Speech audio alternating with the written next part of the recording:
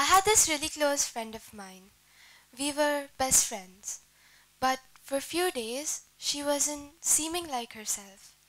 It was like she was drowning in something neither of us could see. It was nothing but her own thoughts. It was anxiety. It was depression. When I found out that she was suffering from anxiety disorders, I was taken back because I thought that for people my age, it might be pretty rare. But I was wrong. The National Institutes of Health have found out that 1 in every 3 of all adolescent ages suffer from anxiety disorders. And that's not it. The scary part is that anxiety and depression is becoming more and more common amongst children and adolescents, increasing at the rate of around 27% and around 24% respectively. And that's why I feel that there is a need to talk about this. Because if we don't talk about this now, the numbers are just going to keep on increasing. But for people like my friend, it was difficult because they were ashamed and scared to talk about it, as they thought that they would be bullied or be judged because they have a mental illness. But when I thought about it, to me it felt completely foolish. Because when we are not judged for having physical illnesses such as cold and fever, then why mental illness? Why do we treat mental illness like it's something bad and it's something that we can't have? Because it's our brain that controls everything. And if that's not functioning properly, neither can our whole body. And I know that your mental health can affect your physical health in a lot of ways, because when my friend was suffering, she couldn't sleep for days. She had trouble sleeping. She couldn't eat properly. It was that she either ate too much or she ate nothing. It also affected her academics. Like she couldn't focus and she couldn't concentrate in class due to the random thoughts going on inside of her head. And she completely lost motivation to do the things that she loved. It not only affected her academics and her physical health, but also the people around her, like her friends, her family, me, because we were really close to her. And it was disheartening for us to see her suffer like that. We got really sad about her. My friend knew about the bad effects anxiety could have had on me, and therefore she told me a few steps to save me from the wave that drowned her too. Firstly, change your environment. By this, I mean the people around you, as I believe that we eventually become like the people around us. Think of it like a seedling. If you give the seedling proper amount of sunlight, water, nutrients, it grows into a beautiful flower. But if that seedling gets too much rain, no sunlight, no nutrients, it eventually dies. And we people, we're just like that.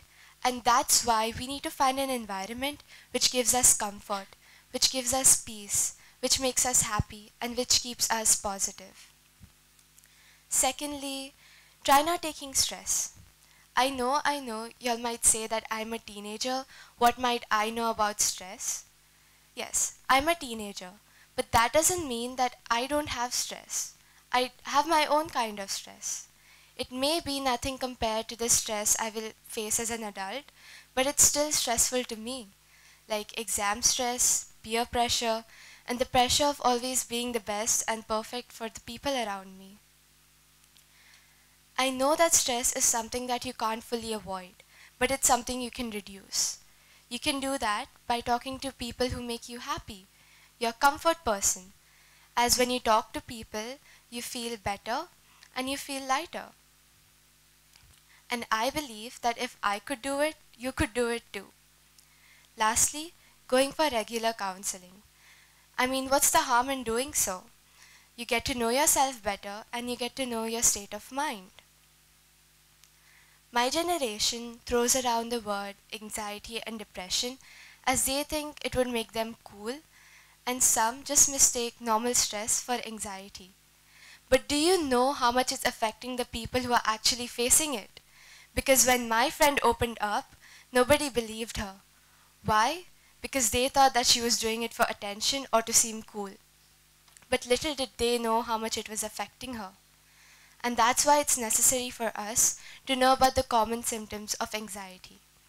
It includes hyperventilation, trembling or shaking when you're nervous, loss of appetite, insomnia, feeling exhausted and weak most of the time, etc. Identifying anxiety in her was the first step to curing her. We came up with a lot of different methods to cure her. Since she was an introvert and she didn't like speaking to people much, the best option for her to vent out her feelings was writing a diary.